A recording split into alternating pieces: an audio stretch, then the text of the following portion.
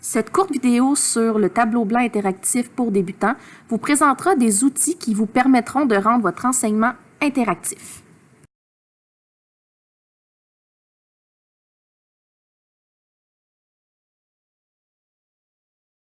Pour ce qui est des outils ici en haut pour le TNI, il y a le masque d'écran ici, masquer le masque d'écran.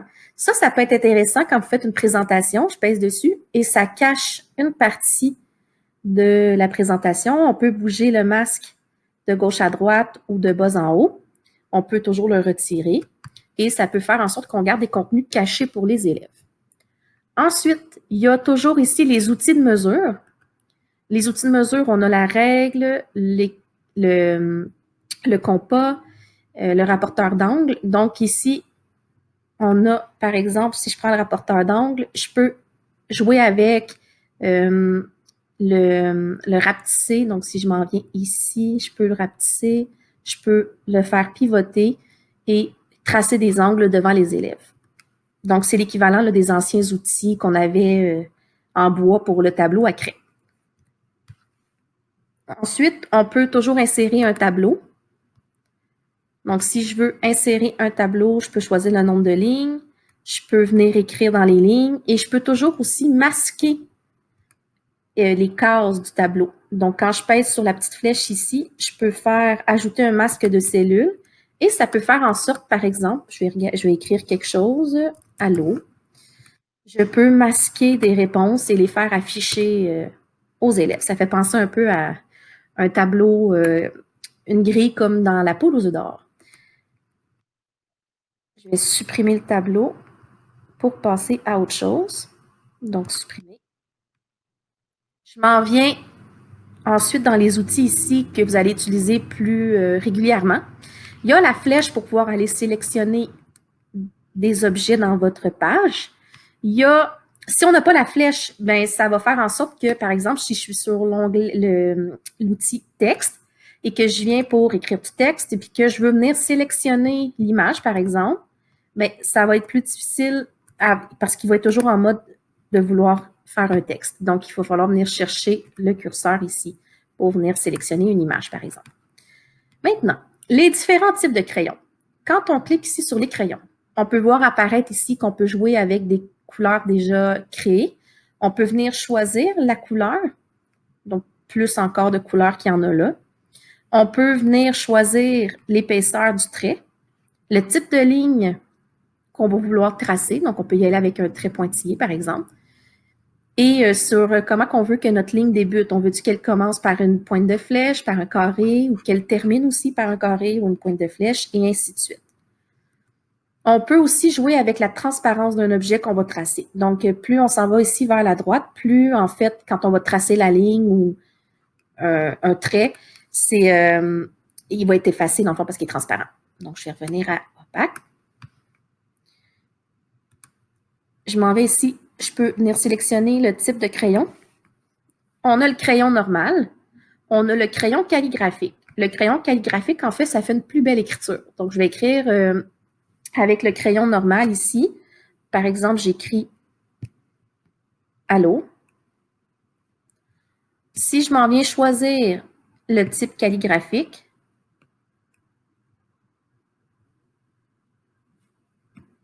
on peut voir là que ça fait comme une apparence de plume. Je peux effacer tout ce que j'écris avec mon crayon grâce à l'efface ici ou l'efface du smartboard. Et je peux choisir la grosseur du trait d'efface.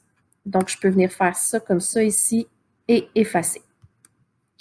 Un petit truc à savoir avec l'efface, je vais revenir et venir écrire « Allô ».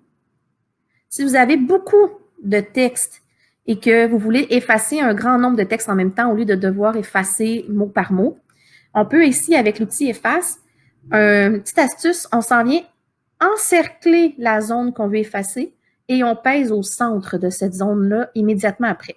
Donc, je vous montre ici. Excusez-moi, j'étais pas à bonne place. Donc, je prends l'efface, je viens encercler la zone et je clique au milieu.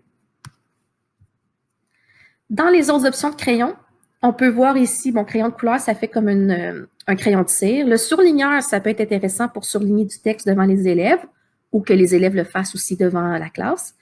Le crayon texte, c'est qu'il va repérer une lettre que vous écrivez à la main, puis il va essayer de la remettre en version ordinateur, donc texte d'ordinateur. Le crayon créatif, en fait, il va faire des couleurs ici, des images en coloriant. Donc, ça peut ça peut être utile pour faire des étampes ou simplement plusieurs dessins. Donc, c'est vraiment juste pour s'amuser la plupart du temps. Le pinceau, donc comme un pinceau. Crayon magique, c'est un crayon qui s'efface avec le temps. Donc, on pourrait venir ici écrire et plus le temps avance et plus il va s'effacer. On le voit ici, il disparaît. Donc, ça peut être pour utile si on ne veut pas que le trait reste là à long terme. Le stylet à reconnaissance de forme, c'est pour tracer des formes avec votre crayon et que ça prenne l'apparence, par exemple, d'un cercle ou d'un carré ou d'un rectangle ou d'un triangle. Donc, je m'en viens ici. On voit que j'avais mal fait ma ligne. Et donc, on a un triangle. Je vais venir sélectionner ici avec la flèche mon objet pour m'en débarrasser. Je m'en vais dans les pages pour passer à la page suivante. On a ici création de formes géométriques. Donc, j'ai mis deux exemples pour démontrer en quoi ça peut nous servir d'utiliser les formes géométriques. On demande, par exemple, combien y a-t-il de côtés dans un pentagone régulier? On pourrait vouloir tracer un pentagone pour les élèves.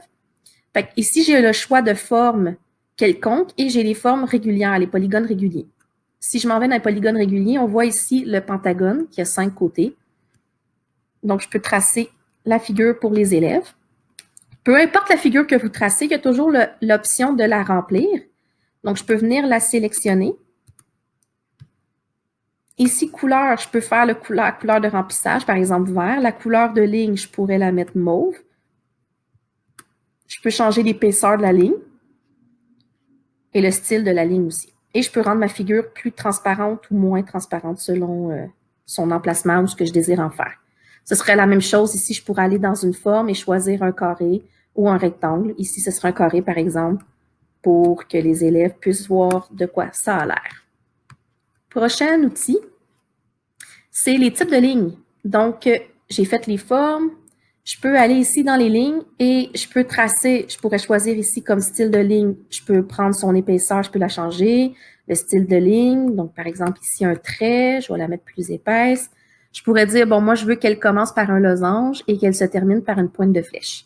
Donc quand je vais venir tracer ma ligne, on voit qu'elle est pointillée, qu'elle commence par un losange et finit par une pointe de flèche. Encore une fois, je peux changer sa couleur. J'ai des lignes déjà toutes faites ici pour faciliter, là, pour faire un raccourci. Je reviens ici dans mon menu. Je passe maintenant à l'insertion d'une image.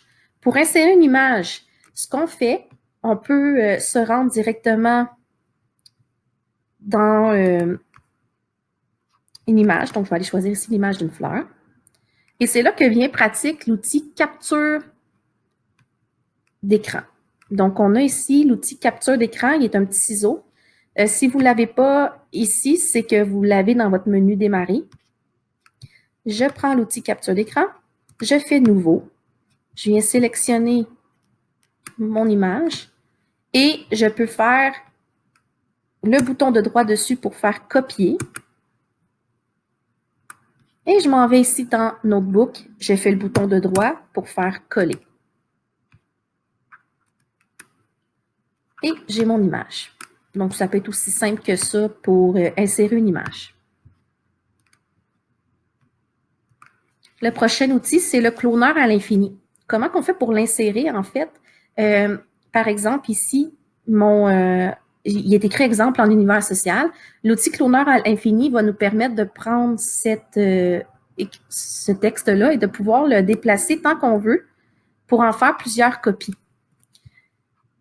Ça peut s'avérer intéressant pour, par exemple, ici, on dit à un élève, viens placer le Canada sur la map. Eh bien, le Canada, il va pouvoir le prendre et le glisser autant qu'ils veulent. Peut-être que des élèves émettraient l'hypothèse que le Canada il est là, d'autres diraient qu'il est ici, donc ils pourraient le déplacer autant qu'ils veulent, puis on fait la correction avec eux après. Comment faire un cloneur à l'infini? On s'en va ici sur, par exemple, je voudrais vouloir cloner l'expression les 8 pays les plus grands. Je m'en vais sur la flèche en haut à droite et je peux faire cloner. Cloner, ça va le faire une seule fois. C'est comme un copier-coller. Cloneur à l'infini. On voit ici qu'il y a un petit symbole d'infini qui est apparu. Et là, à partir de ce moment-là, mon texte peut être cloné autant de fois que je le désire. La prochaine page et la dernière, on a la création d'activités interactives pour les élèves grâce à SmartLab. En fait, SmartLab, c'est le petit outil qui a l'air d'un petit extraterrestre ici. Il s'agit de juste vous montrer de quoi ça a l'air et à quoi ça peut servir. Ce qui peut être intéressant, c'est que vos élèves, s'ils ont un iPad ou un portable en classe, ils peuvent faire des activités interactives que vous leur avez créées grâce à un compte, puis jouer directement en classe là, pendant que vous gérez la classe.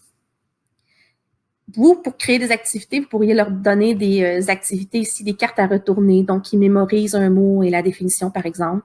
Des images à venir identifier des parties de certaines. Ici, on a mis une plante, mais ça aurait pu être un animal. Puis plusieurs jeux comme ça que vous pouvez faire. Je vous le montre vraiment vaguement parce que si vous voulez de l'accompagnement à ce niveau-là, on dit, dans le fond, de demander à votre CPRICI pour de l'aide. Donc, ça serait juste de contacter un de CPRICI et de demander une formation à ce sujet-là. Mais au moins, sachez que vous pouvez faire des activités interactives avec l'outil Notebook.